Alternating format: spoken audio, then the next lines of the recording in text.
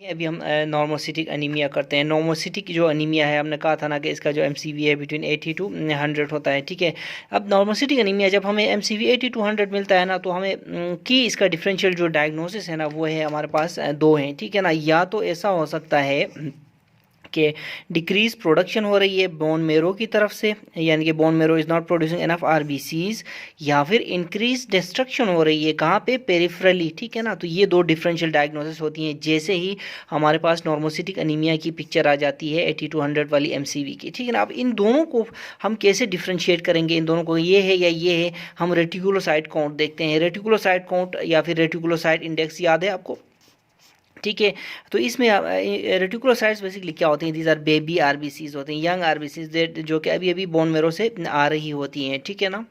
ठीक है ना। अब जी जो रेटिकुलोसाइट्स होते हैं, ये अगर ब्लड स्मेयर लिया जाए तो लार्ज सेल्स नज़र आते हैं एज़ कम्पेयर टू बड़ी वाली आरबीसीज के, और ये ब्लूइश ह्यू होता है इनका, ब्लूइश ह्यू, ठीक है। ब्लूइश ह्यू इसलिए होता है कि जैसे ये बेन मेरो से निकलते हैं ना, तो इनका होता तो न्यूक्लियस नहीं होता, रेजिडुअल आरएनए अलबत्ता होता है, ठीक है। रेजिडुअल आरएनए इसलिए क्योंकि थोड़ी सी आरएनए प्रोसेसिंग और प्रोटीन सिंथेसिस होती रहती है, जैसे ये बेन मेरो से आते हैं एक दिन तक, एक आधा दिन तक ये होती रहती है, इसकी वजह से इनका ह्यू जो होता है ना ब्लड स्मेयर में ब्लूइश टिंज होती है इनकी, ठीक है। फॉर एग्जांपल ये देखें, ये अच्छी सी आरबीसी है, ठीक है, लेकिन इसमें देखो बड़ी आरबीसीज हैं, ये मैच्योर, ये देखो रेटिकुलोसाइट है, ठीक है, इसमें देखो ब्लूइश हिंज, आपको ब्लूइश ह्यू नजर आ रहा है, ठीक है ना।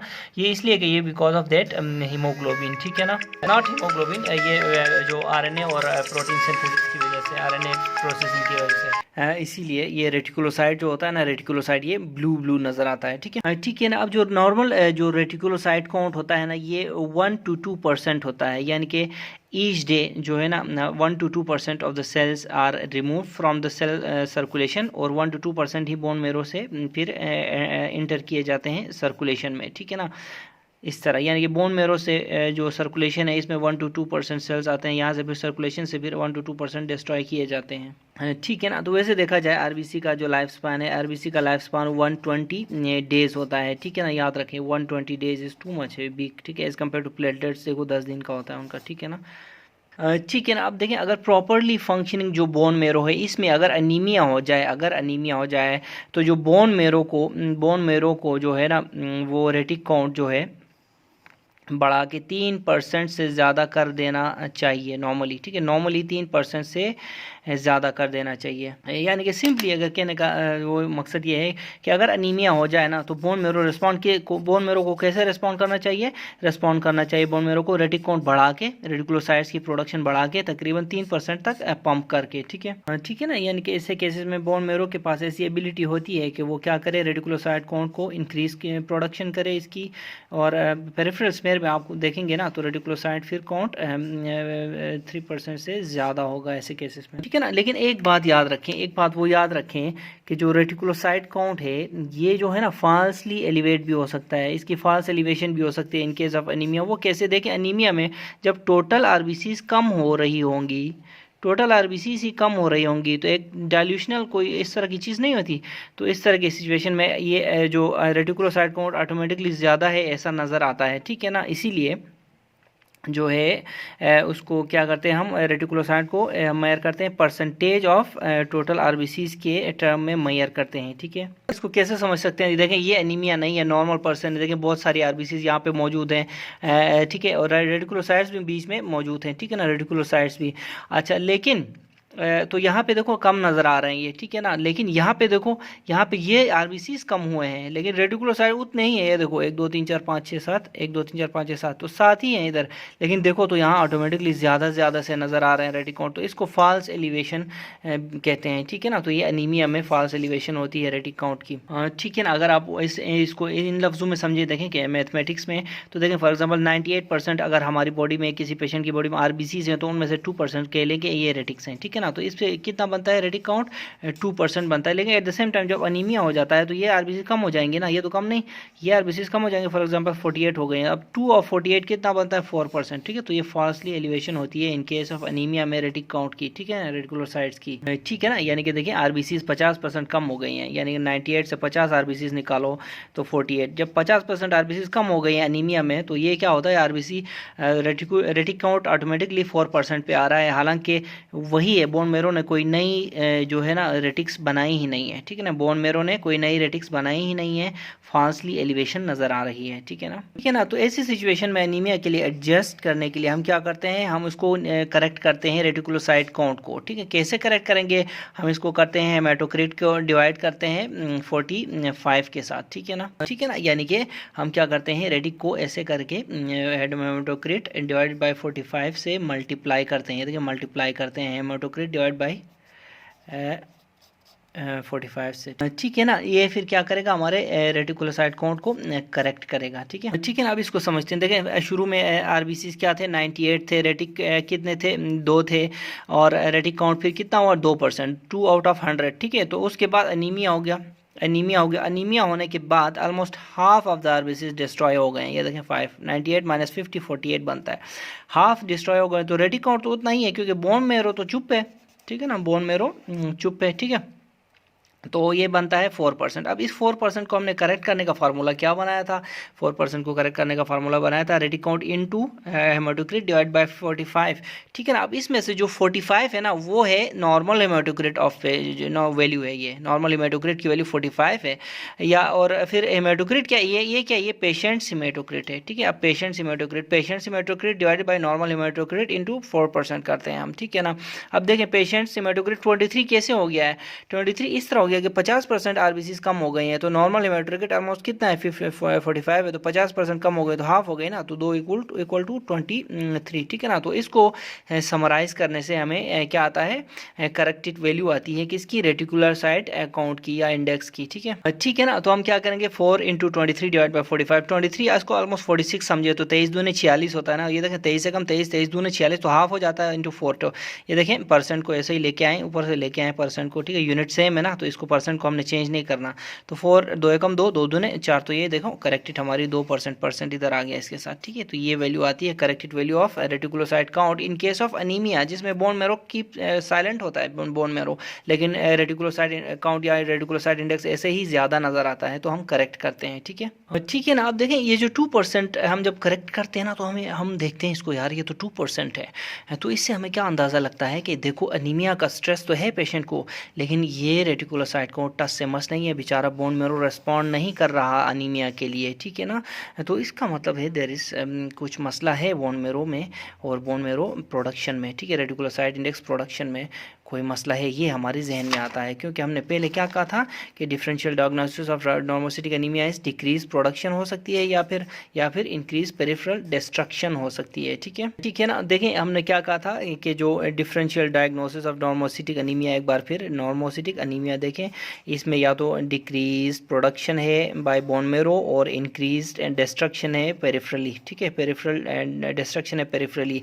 इसको हमने क्या कहा था, इनको हम डिफ्रेंशिएट करने के लिए रेटिक काउंट देखते हैं, ठीक है ना, रेटिक काउंट। तो यही हमने देखा एनीमिया के केस में, जब हमने करेक्टेड रेटिक काउंट देखा तो 2% है, 2% है, तो इसका मतलब ये हुआ है कि प्रॉब्लम है बोन मैरो में, ठीक है, क्योंकि बन ही नहीं रही है, ठीक है ना। नॉर्मली हमने क्या कहा था, जब बोन मैरो को greater than 3% retic count reticulocyte index होना चाहिए नॉर्मल फंक्शनिंग बोन मैरो में, अगर इस तरह की स्ट्रेस हो, एनीमिया जैसी स्ट्रेस हो तो, ठीक है ना, ठीक है। अगर ऐसा नहीं है तो इसका मतलब है हमारा बोन मैरो में कोई इशू आ गया है और डिक्रीज प्रोडक्शन वाला इशू है, ठीक है, नॉट इंक्रीज्ड इन डिस्ट्रक्शन, ठीक है, ठीक है ना। इन्हें अगेन देख लें कि जो अगर डिक्रीज प्रोडक्शन है तो हमारा फिर जो रेटिक काउंट क्या होगा, लेस देन होगा, ठीक है, कहीं पे 3 है कहीं पे 2 है, बहरहाल अगर इंक्रीज डिस्ट्रक्शन है तो फिर रेटिक बोन मैरो बनाता जाएगा और रेटिक काउंट जो होगा ग्रेटर देन 3 होगा, स्काई टुवर्ड्स द हाई, ठीक है,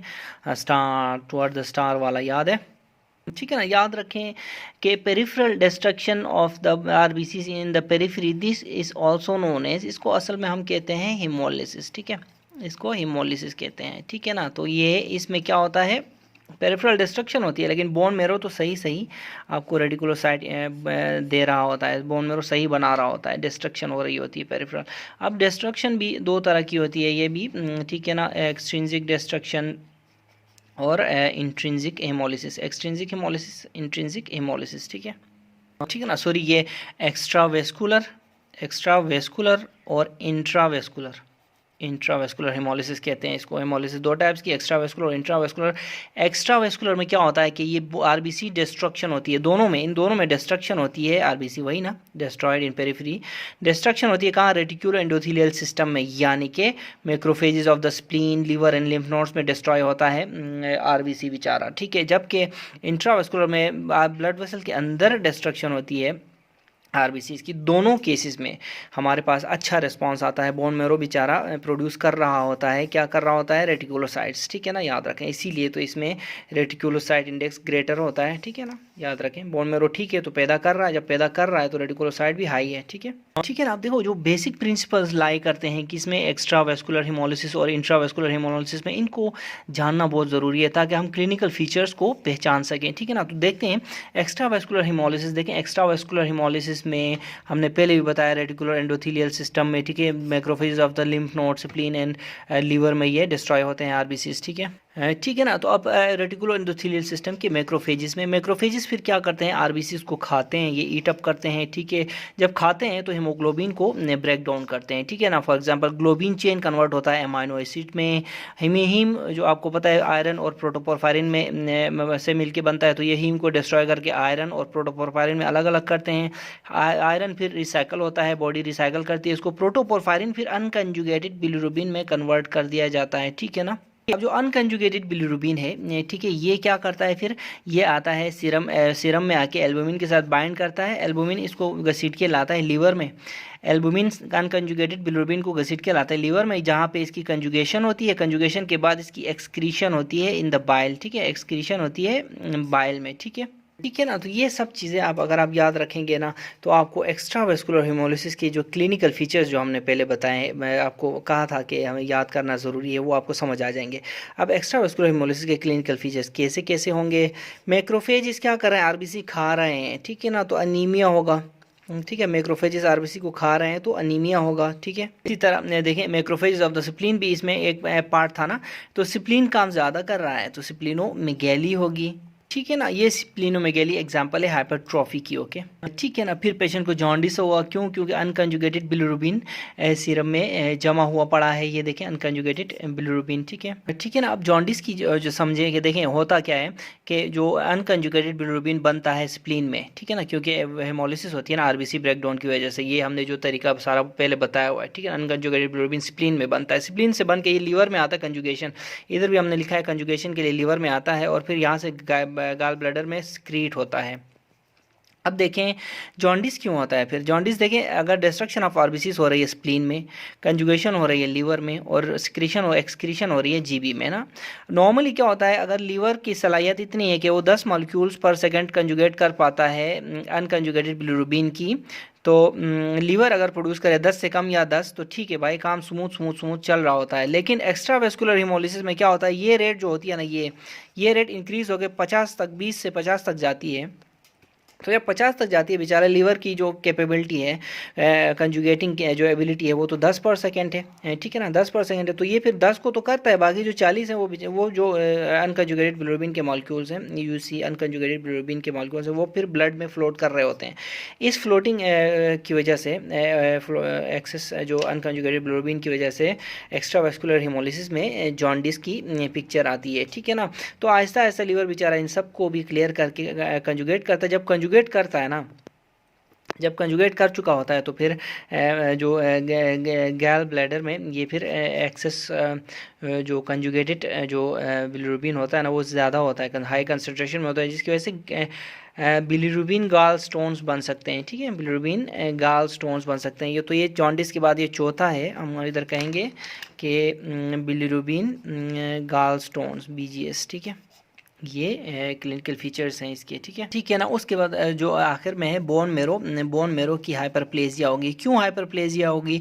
वो इसलिए क्योंकि हमने कहा था कि जो इंट्रिंसिक और एक्सट्रिंसिक जो हिमोलिसिस है इसमें तो बोन मेरो तो ठीक है ना, बोन मेरो अपना काम सही परफॉर्म कर रहा है, ठीक है ना। जब ये सही परफॉर्म करेगा तो इसकी हाइपरप्लेजिया होगी, बोन मेरो की हाइपरप्लेजिया होगी। और रेटिक काउंट आपको ऑलरेडी पता है ग्रेटर देन 3% इस पिक्चर में शो होगा। क्यों? क्योंकि बोन मेरो नॉर्मल है, इस काम में करते करते काम ज़्यादा हो रहा है तो फिर हाइपरप्लेजिया होती है।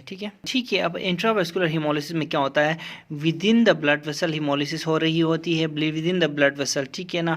और फिर क्या होता है, with in the blood vessel बेचारा ये आरबीसी ब्रेक डाउन हो रही है, अंदर से हीमोग्लोबिन निकल रहा है, ब्लड में निकल रहा होता है। ठीक है, ब्लड में जब हीमोग्लोबिन निकल रहा होता है, ब्लड में स्कैवेंजर मॉलिक्यूल होता है जिसको हेप्टोग्लोबिन, इसको पकड़ता है, हीमोग्लोबिन को पकड़ के कान पकड़ के इसके स्प्लीन में ले आता है, स्प्लीन में इसकी रिप्रोसेसिंग होती है। ठीक है ना, हीमोग्लोबिन की। ठीक है ना, तो ये हेप्टोग्लोबिन के थ्रू बॉडी कोशिश करती है कि हीमोग्लोबिन को सेव कर सके। हीमोग्लोबिन को सेव करके रिप्रोसेस करने की क्यों ज़रूरत पेश आई, क्योंकि हमें पता है कि हीमोग्लोबिन के अंदर हीम होता है और हीम इज़ आयरन, आयरन ओ को बहुत ज़रूरी है बॉडी के लिए। ठीक है ना, और उसके बाद देखें क्लिनिकल पिक्चर कैसी आएगी। सबसे पहले देखें फ्री हेप्टोग्लोबिन्स कम होंगे, जैसे ही ये इंट्रावेस्कुलर हीमोलिसिस होगी ना तो ये हेप्टोग्लोबिन्स, ये जो हेप्टोग्लोबिन्स है ये कम होंगे। ठीक है, ये हेप्टोग्लोबिन्स कम होंगे, हेप्टोग्लोबिन्स इसके साथ अटैच होते हैं हीमोग्लोबिन के साथ, तो हेप्टोग्लोबिन्स हमें कम नजर आएंगे। फिर हीमोग्लोबिनीमिया, अल्टीमेटली हेप्टोग्लोबिन का स्टोर जब कम हो जाएगा तो हीमोग्लोबिन में बढ़ता हुआ हीमोग्लोबिन क्या होगा, ब्लड में होगा, हीमोग्लोबिनीमिया कहलाएगा।